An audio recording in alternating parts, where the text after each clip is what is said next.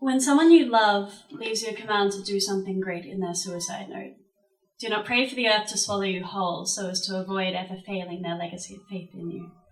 Start to smile crooked, because the length of your body where your heart pulses is too burdened by gravity to execute perfect symmetry. Run into an oppositional wind so every breath you exhale is doing battle with its own kind to be freed into the world. Dream of swallowing forest fires so the light and the bright that everyone else keeps recoiling from can coax you feeling like fully into your lead-lined stomach. One of the most famous natural disasters in American history were the New Madrid earthquakes. They shuddered with such savagery they reversed the Mississippi River's direction, clanged the church bells in Boston, and cracked the sidewalks like smile lines in Washington, D.C. The New Madrid earthquakes didn't know they were destruction incarnate. They were simply sighing out their millennia of tension with the only force they knew. Harry was the kindest soul to ever celebrate the slapstick. His lips would peel back to reveal so many straight white teeth that it seemed an optical illusion, and he was 1 year older than I was, and 1 year younger than my brother, which made the perfect spot between them, taunting me, fleeing as I gave chase on my just slightly too short legs and trying to keep pace with all their big boy antics. I tripped over myself more than once, felled like ancient oak, and they laughed like they somehow conspired to make the earth shift beneath my tiny, toddling feet. Like the greatest show on earth was cousin skinning knees, like pageantry, like the wisest fool, like it's okay if I'm the punchline because at least I get to play Harry. On the day you left on your last adventure, you did not invite me to come play with you. I stopped fearing death the day I realized how readily it comes for those who will it so. And when the belt was secured to ceiling in some apartment of some secret other life that you were too clever to ever let me into. When ribbons of I'm sorry, I'm sick flowed from forearms until I'm just like my father became curse, became postscript. I had to trust that you knew what you were doing, even if I didn't understand the rules of this game.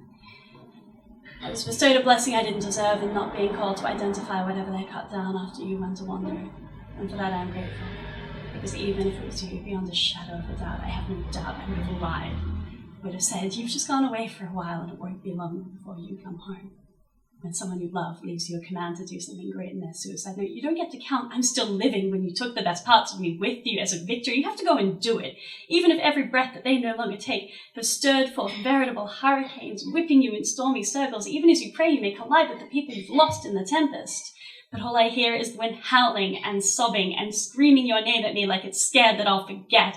Harry, I fall in love with strangers' faces that carry some semblance of you in them and wonder if the profound lesson of life and death, the greatest practical joke you've ever played, is over, and you've arrived wearing somebody else's skin to tell me that I've passed the test.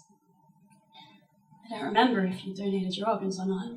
You left 3 pages of adulation and fury and desperate, disaffected apology, but I could never bring myself to read them after that first time. And I wonder if the embers of you are igniting in somebody else's leaden stomach, sparking a fire in them to want to make the earth move too. Maybe it takes a special kind of person to be a quake, or a hurricane, or a blaze of furious flame that brings such precarious climates light.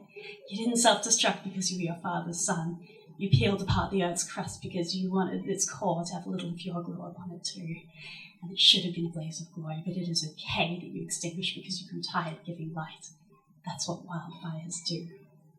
And I will flee to whichever corner of the world is built on the most tremulous fault line, hauling whatever of you remains part of me like a pilgrim.